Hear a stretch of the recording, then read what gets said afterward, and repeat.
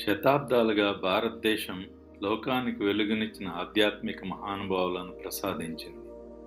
ధ్యానం నుంచి స్వీయ జ్ఞానం వరకు వారి బోధనలు కోట్ల మందికి దారి చూపించాయి. ఇలాంటి 5గురు ఆధ్యాత్మిక గురువుల జీవిత యాత్రలోకి మనం ప్రవేశిద్దాం.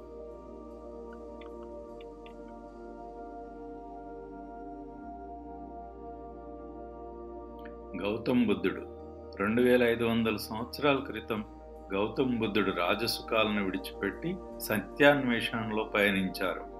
ఆయన సందేశం సులభం కానీ లోతైనది.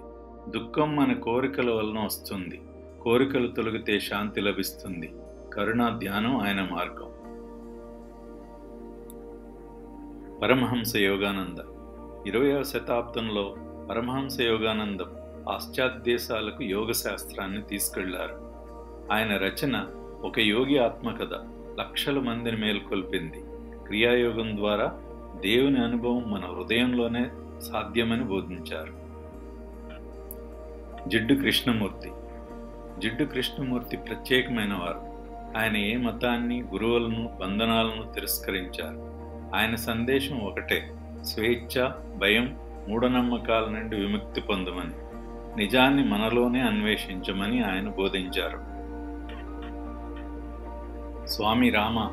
స్వామి రామ అమెరికాలో శాస్త్రవేత్తల ముందే తన శరీరం, మనసుపై పూర్తి నియంత్రణను చేసి చూపించారు. ఆయన బోధనలు హిమాలయ మహర్షుల జ్ఞానాన్ని ఆధునిక శాస్త్రానికి దగ్గర చేశాయి.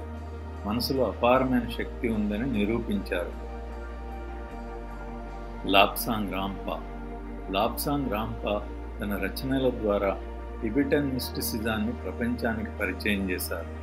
ఆత్మప్రయాణం, పునర్జన్మ, అదృశ్య లోకాలపై ఆయన ఆలోచనలు అనేక మందిని ఆకట్టుకున్నాయి. బుద్ధుని కరుణ, యోగానందుని యోగా, కృష్ణమూర్తి స్వేచ్ఛా బోధనలు, స్వామి రామ శక్తి ప్రదర్శనలు, రంపా మిస్టిక్ విజన్, వీరందరి బోధనలు వేర్వేరు అయినా సందేశం ఒకటే: నిజమైన ఆధ్యాత్మికత మనలోనే ఆరంభమవుతుంది. మీకు ఏ ఆధ్యాత్మిక మార్గం బాగా నచ్చింది? వ్యాఖ్యల్లో మాకు తెలియజేయండి. ఈ వీడియో మీకు స్ఫూర్తినిస్తే దయచేసి లైక్ చేయండి, షేర్ చేయండి మరియు సబ్స్క్రైబ్ చేయండి. తదుపరిసారి వరకు అప్రమత్తంగా ఉండండి. ఆశీర్వదించండి.